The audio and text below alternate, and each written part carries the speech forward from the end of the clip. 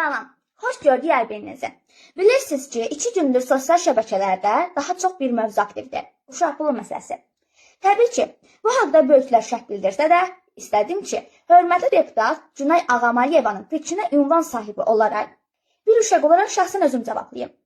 Hörmətli deputatımız söyləyir ki, əgər uşaq pulu bərpa olunsa, valideynlərə tənbəllik yaranacaq. Uşaq puluna arxayın olub işləməyəcəklər.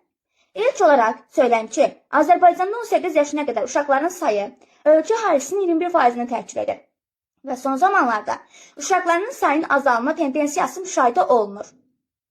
Buradan üzümü tutub sizə və sizin kimi düşünən deputatlardan, məmurlardan soruşmaq istəyirəm. Siz bir uşağa maksimum nə qədər pul vermək istəyirsiniz ki? Uşaq başı 50 manat ola bilər də. İnanmıram ki, 100 manat edəsiniz. Çünki müharibə 6 ildir bitib, siz hələ veteranların 80 manatın üzərinə 20 manat qoyub 100 manata çatdıra bilməmisiniz. Hansı ki, bu 80 manat məsələsi ölkə üçün gülünc məbləğdir. Yeri gəlmişkən, mənim atam da müharibə iştirakçısı veterandır. Və hər ay biz bu 80 manatı alanda düşünürük ki, bu pulu xərcləyək, yoxsa banka qoyaq. Uşaq pulu adı üstündədir. Mən və mənim kimi uşaqların haqqı olan puldur. Hansı ki, sizlər yeyirsiniz. Və bu qədər absurd fikir ola bilərmi? Əgər uşaq pulu verilsə, valideynlər tənbəlləşər. Siz necə? Siz sıravi deputatlar 9000, partiya sədrləri, komitə sədrləri 13-15 min, Milli Məclisin sədrinin birinci müavini 16 min, spikeri 17 min manat alarkən sizdə tənbəlləşmə olur. Ümumiyyətlə, millət vəkili nə deməkdir? Millət vəkili, yəni millətin vəkili, millətin problemlərini, onları narahat edən məsələləri işıqlandıran, xalqın dərdini, azlarını dilə gətirən insana deyilir. Ancaq sizlər bizim dərdimizin üstünə dərd qoyursunuz. 125 deputat, hansı ki, sizləri biz seçmişik.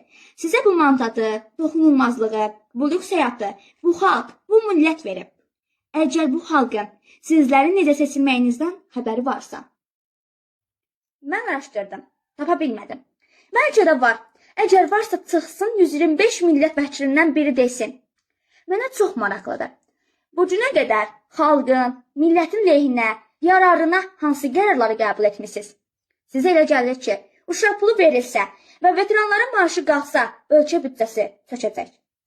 Və siz deputatların, məmurların maaşı qalxanda dövlət büdcəsindən zərər olmur? Verməyin, onsuz da vermirsiniz.